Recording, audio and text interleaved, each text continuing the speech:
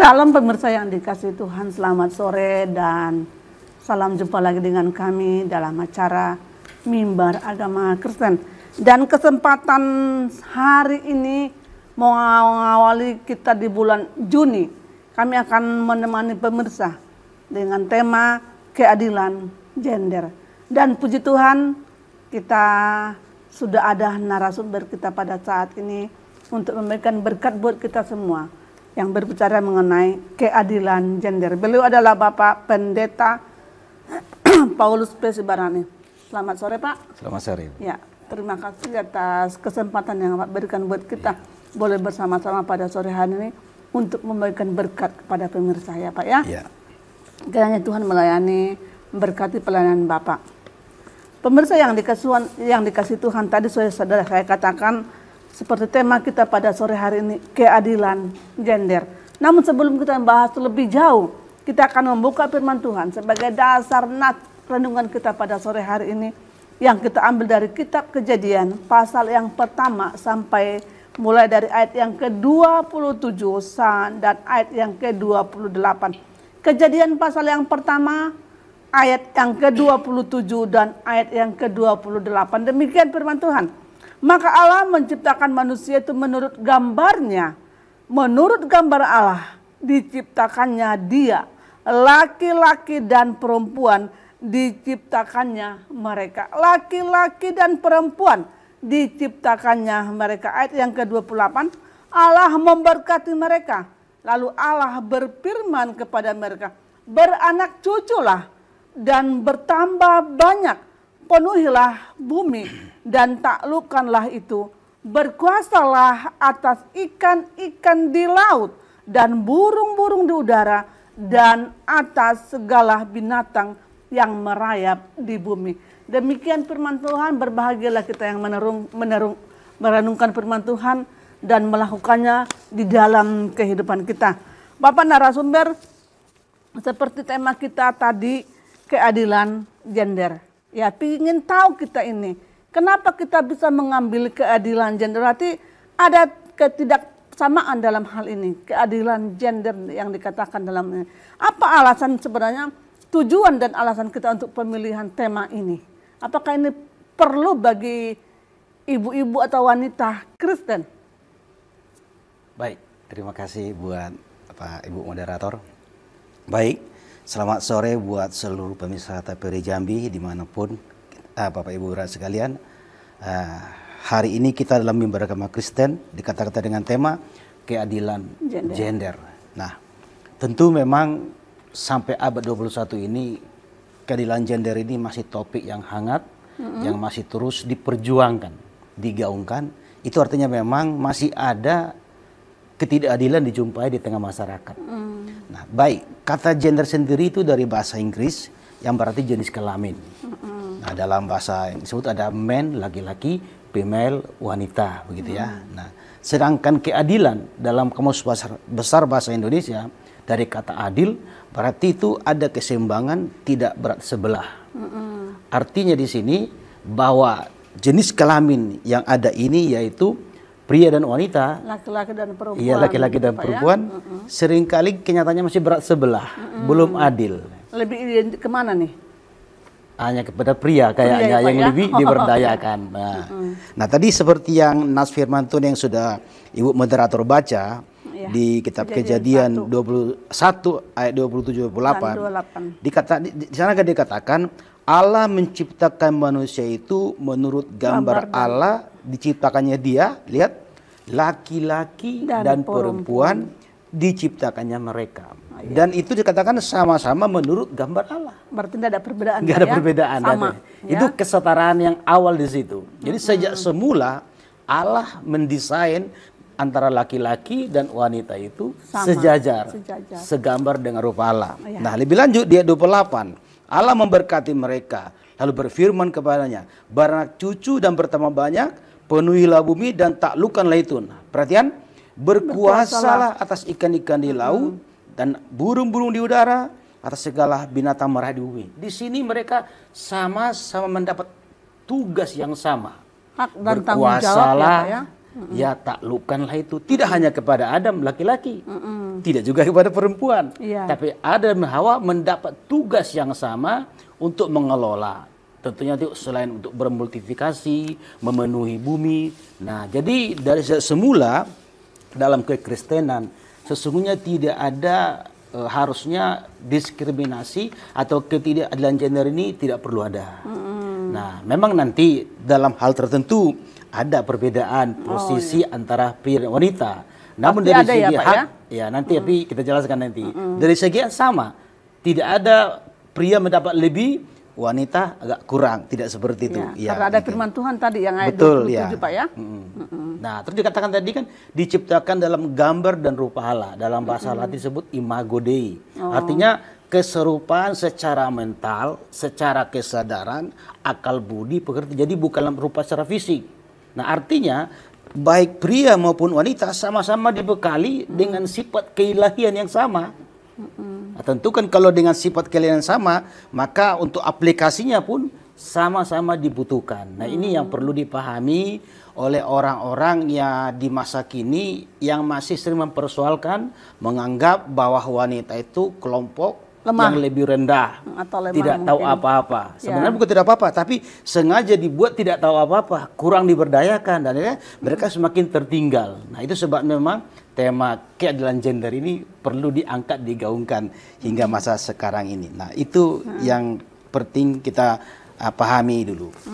Nah. Berarti tadi dari kita pembacaan firman Tuhan di dalam ayat Kejadian ayat 1 pasal 1 ayat yang ke-27 jelas dikatakan di sini ya, laki-laki dan perempuan diciptakannya mereka. Tidak ada perbedaannya Pak ya. Baik laki-laki baik perempuan. Kalaupun sampai sekarang tidak ada perbedaan, itu yang membuat hanyalah manusia juga kan ya Pak ya. Jadi yang membuat pada itu lebih kepada budaya sebenarnya. Budaya ya. Budaya manusia lokal, bahkan dalam tanda petik perintah agama ini saudara ya. Perintah agama dalam tanda petik tapi inilah yang membuat wanita itu kurang diberdayakan, bahkan sengaja tidak diberdayakan. Seringkali dikatakan wanita itu hanya urusan belakang, dapur, urusan anak, sumur, urusan apa lagi? Dapur, anak, ember, kasur gitu kan, ada RR itu. Nah, itu sebenarnya itu adalah bagian dari kodrat. Tapi bukan berarti hanya itu urusannya begitu kan. Nah, jadi ini yang penting, dan memang akibat adanya kesenjangan ini sejak abad yang tahun 1948 di negara barat muncullah gerakan emansipasi. Di Amerika tepatnya mereka berdemo menuntut persamaan hak atau yang kita lihat emansipasi. Sedangkan di Indonesia kita kenal istilah, ada satu tokoh namanya Raden Adeng Kartini. Ini juga termasuk yang mendobrak. Mereka tidak mau perempuan menjadi warga kelas nomor 2. Mereka menuntut diberi hak yang sama seperti para pria pada umumnya. Dan puji Tuhan saat ini kita boleh melihat memang persamaan hak ini dalam termasuk akses pendidikan, pekerjaan, dan yang lain sudah mulai banyak. Sampai menjadi anggota dewan pun udah disyaratkan sekian persen wanita. Nah, jadi sudah cukup lumayan. Tapi kita nggak boleh berhenti menggaungkan ini, karena nanti kalau kita berhenti menggaungkan takutnya tertidur lagi. Nah, inilah pentingnya memilih tema ini. Dianggap tidak bisa ya Pak ya, padahal sebenarnya perempuan itu banyak yang hebat-hebat loh Pak. Banyak yang pintar, banyak yang hebat, banyak apalagi perempuan luar biasa.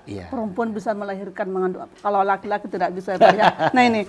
Nah tadi sudah kita jelas dalam konteks firman Tuhan dalam Kejadian 1 ayat 27 bahwa laki-laki dan perempuan sama. Tidak ada perbedaan dalam penciptaan.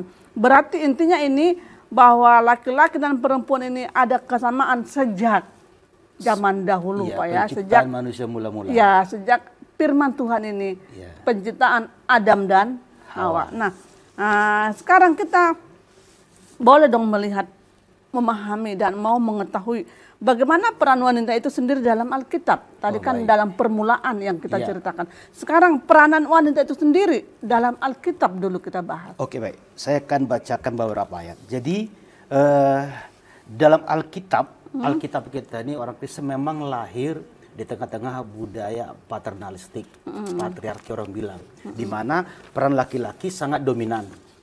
Betul, Alkitab kita lahir di sana. Dalam budaya juga, Iya, Pak, betul. Tetapi sekali lagi Alkitab itu sendiri tidak mau terjebak dalam budaya itu.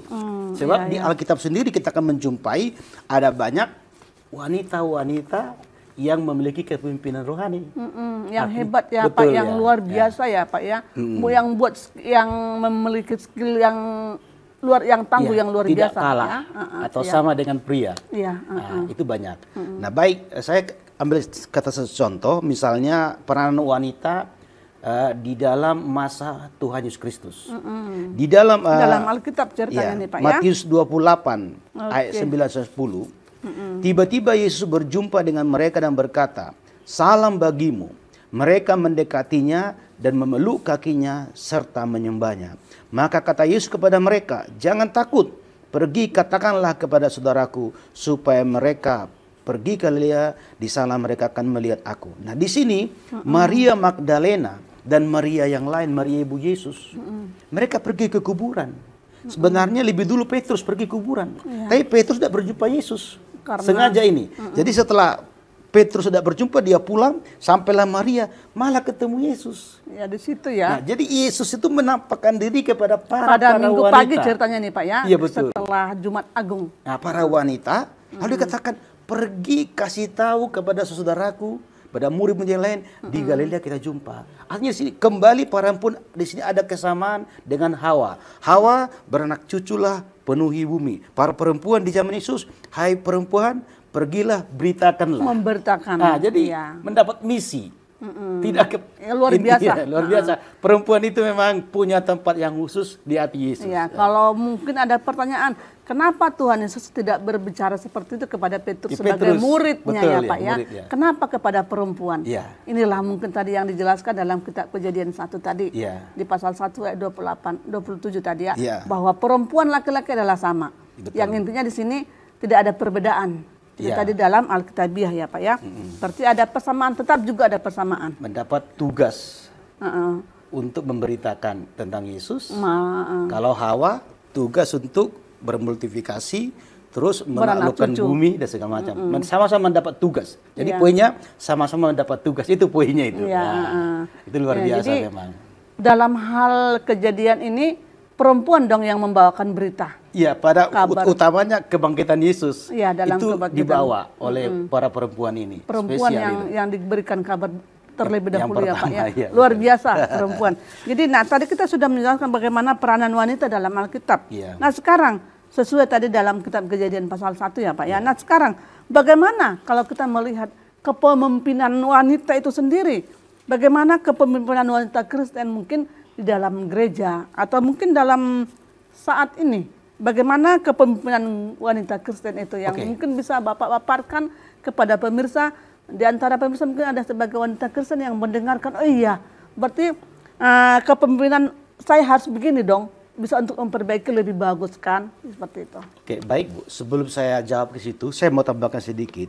Jadi kan sesudah Yesus naik ke surga, maka pelayanan itu diestafetkan kepada para rasul. Ya. Nah ternyata pada zaman para rasul, itu juga peranan wanita sangat luar biasa. Sangat luar biasa ya. Misalnya di dalam Kisah Rasul 21:19, Filipus mempunyai 4 anak darah yang beroleh karunia untuk bernubuat. Jadi ada anak gadis yang punya karunia bernubuat. Nah ini karunia luar biasa ini Bu. Artinya dalam sejarah perjalanan gereja mula-mula, para wanita juga turut serta untuk melakukan pelayanan, membantu. Jadi kan ini peranan Bu tadi ya. Walaupun mereka tidak jadi pemimpin utama, tapi peranan mereka tidak bisa kesampingkan. Ada yang 4 anak ini punya karunia bernubuat. Kemudian juga dalam Roma 16 ayat 3. Sampaikanlah salam kepada Priscilla dan Aquila, teman-teman sekerjaku. Nah, lihat kata-kata teman-teman sekerjaku. Jadi Rasul Paulus punya tim diantaranya para wanita. Nah, Paulus pemimpinnya, top leadernya, tapi yang menopang mereka para wanita. Ini luar biasa. Jadi baik zaman Tuhan Yesus Kristus, zaman para rasul, peranan wanita kita boleh lihat bahwa sungguh-sungguh ada dalam Alkitab. Itu yang perlu kita pahami. Iya, oke. Nanti kita akan lanjut Pak ke yang berikut ini.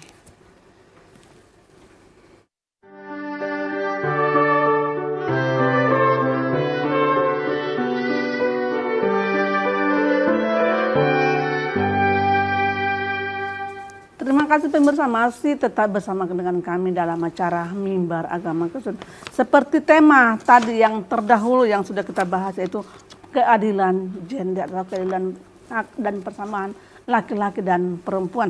Tadi Bapak narasumber sudah menjelaskan bagaimana peranan wanita itu baik dalam Alkitab, ya, baik dalam masa dahulu sesuai dengan firman Tuhan. Dalam kitab Kejadian pasal 1 tadi Bapak sudah menjelaskan. Nah, sekarang kita bagaimana melihat tadi Bapak sempat menyinggung mengenai Rasul Paulus pun memiliki sahabat, tim teman kerja dalam pelayanan, yaitu tadi seperti Priscilla, Aquila, dan teman-teman yang lain. Berarti dari zaman dahulu pun sudah diterapkan, sudah diingatkan. Ini loh, wanita ini juga perlu diangkat, wanita ini juga perlu diberitahukan bagaimana keahlian kemampuan mereka. Buktinya Rasul Paulus mengajak wanita-wanita untuk teman satu timnya, Pak, ya. Nah, sekarang bagaimana kepemimpinan gereja mungkin dalam perjanjian lama atau mungkin dalam perjanjian baru? Bagaimana kepemimpinan wanita itu? Baik, Bu. Terima kasih. Jadi kalau tadi kita bahas peranan ini masih mungkin agak sedikit levelnya di bawah. Tapi kan kepemimpinan ini sudah di atas. Di atas Jadi kita akan lihat kepemimpinan wanita dalam Alkitab. Misalnya saya mulai dalam perjanjian baru. Yaitu dalam Roma pasal 16 ayat 1 dan 2. Kata Rasul Paulus kembali, aku meminta perhatianmu terhadap PB, saudari kita yang melayani jemaat di Kenkrea. Di sini dikatakan, kemudian supaya kamu menyambut dia dalam Tuhan, sebagaimana seharusnya bagi orang kudus, dan berikanlah kepadanya bantuan bila diperlukannya, sebab dia sendiri telah memberikan bantuan kepada banyak orang, juga kepadaku sendiri. Nah, yang pertama di sini dikatakan PB ini adalah melayani jemaat di Kenkrea. Melayani dalam bahasa Yunani disebut diakonos, pelayan. Jadi pelayan juga, ya. Di situ. Pemimpin. Jelas spesifik. Berarti di atas pelayan dong, Pak, ya. Iya, bukan pelayan biasa, pemimpin di situ. Ya, dan dikatakan supaya jemaat itu memberikan bantuan, dia dianggap sebagai orang kudus. Biasa kalau kita orang kudus itu ya para rasul. Jadi setara.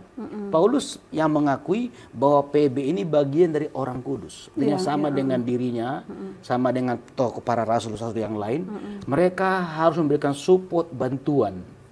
Dan memang juga PB ini sudah banyak membantu orang. Jadi ayat ini cukup jelas dan spesifik. Di dalam perjanjian baru dikatakan PB adalah pemimpin pelayan yang di jemaat di Kenkrea.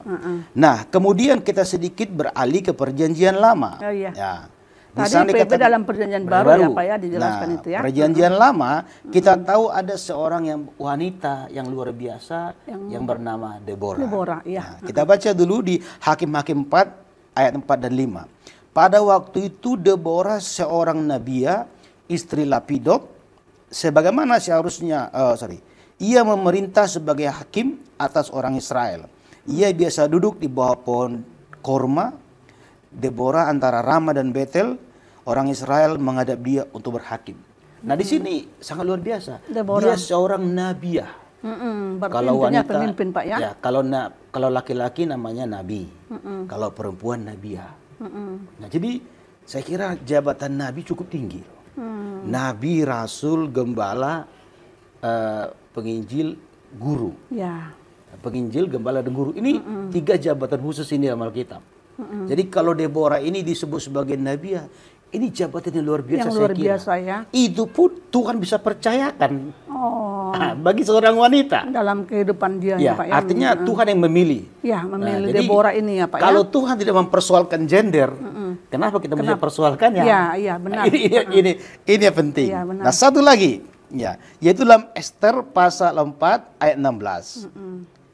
Ini seorang Esther ini, dia memang bukan nabi, tapi dikatakan, pergilah, kumpulkanlah semua orang Yahudi yang terdapat di benteng Susan, berpuasalah untuk aku, janganlah makan dan janganlah minum 3 hari lamanya, baik waktu malam. Aku serta dayang-dayangku pun akan berpuasa demikian, dan kemudian aku akan masuk menghadap raja. Sungguh pun berlawanan dengan undang-undang, kalau terpaksa aku mati, biarlah mati. Jadi konteksnya begini. Orang Yahudi sedang mengalami ancaman pemusnahan oleh yang bernama seorang Haman. Nah, Esther sebagai ratu yang dikatakan pada saat itu sebagai pemimpin juga Pak ya? Ya, sebagai pemimpin mendampingi Ratu Ahasuerus. Tapi dia tidak serta-merta mengurus pemerintahan. Tapi dia ada di situ. Maka karena dia mendengar dari Mordekai ada ancaman genosida lah bahasa sekarangnya kan. Maka dia meminta para dayang-dayangnya, para timnya, mari kita berpuasa 3 hari 3 malam. Kita berseru kepada Tuhan karena aku akan menghadap kepada raja supaya saya mau sampaikan rencana jahat ini supaya ini dibatalkan. Nah, artinya di sini bahwa Esther sebagai pemimpin, ya walaupun dia memang bukan sebagai raja, bukan sebagai nabi, tapi peranannya sangat signifikan untuk menyelamatkan bangsa Yahudi dari kemusnahan itu. Dan ini sampai hari ini orang Yahudi, orang Israel merayakan hari keselamatan, hari Raya Purim. Jadi sangat berarti sekali. Kalau tidak ada waktu itu Ratu Esther yang berinisiatif untuk memohon kepada Tuhan supaya dia akan menghadap raja, dan ternyata puji Tuhan walaupun belum waktunya untuk menghadap raja, maka dia menghadap raja, dan puji Tuhan raja merestui. Ada apa istriku? Dan dia diberi, artinya silakan apa yang kamu, dia ceritakanlah semua. Dan akhirnya orang yang bernama Haman yang berniat untuk memusnahkan Yahudi ini itu ditangkap dan disulahkan di tiang yang sudah dia buat.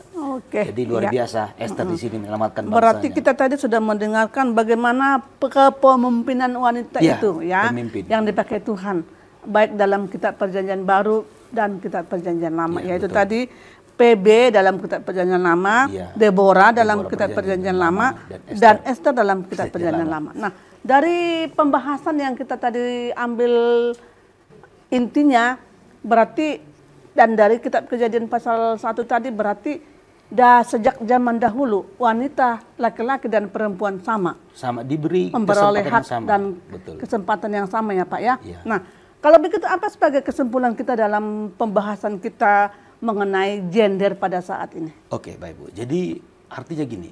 Jadi kalau kita melihat rujukan semua dari awal sampai akhir tadi itu, bahwa Tuhan tidak pernah membeda-bedakan, ya, tetapi memberi kesempatan yang sama. Nah, oleh sebab itu kesimpulannya bagi para wanita, terutama dalam konteks gereja Tuhan di masa kini, saya kira tidak ada alasan bagi kita untuk tidak memberi kesempatan. Tinggal bagaimana lembaga gereja ataupun yang sama dengan itu memberdayakan para perempuan ini. Mungkin memberikan pendidikan, memberikan pelatihan dan segala macam. Maka mereka pasti akan sama kualitasnya dengan para pria. Tentu dengan tidak melupakan kodratnya sebagai wanita. Yaitu sudah pasti dia seorang penolong bagi suami. Dia nanti punya anak tadi, membesarkan anaknya. Dan hal-hal lainnya. Jadi itulah sangat penting bagi kita bahwa wanita bisa sama seperti pria karena juga berkualitas. Jadi sebagai kesimpulan tadi, Tuhan tidak pernah membeda-bedakan ya antara wanita dan perempuan sesuai dengan kitab Kejadian 1 ayat 27 tadi ya. Jadi semoga dengan pertemuan kita, mimbar kita pada sore hari ini dapat menggerakkan, memberikan semangat khususnya buat kaum wanita. Ingat bahwa tugas kita adalah sama dengan apa yang telah Tuhan berikan kepada kaum laki-laki dan kepada kaum perempuan. Yang penting kita mampu dan pasti kita bisa. Oke Pak, terima kasih atas waktunya sudah memberikan waktu buat kita pada sore hari ini. Terima kasih pemirsa. Sampai sini perjumpaan kita. Tuhan Yesus memberkati. Salam.